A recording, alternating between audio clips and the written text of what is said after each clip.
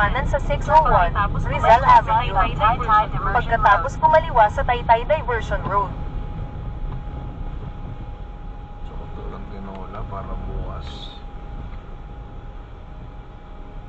Tinola ako. Kumaliwa sa Taytay Diversion Road.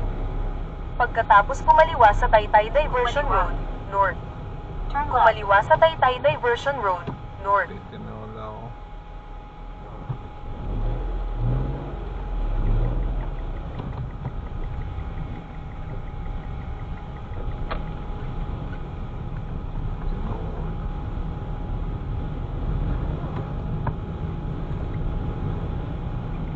Pagkaraan ng 2.2 km,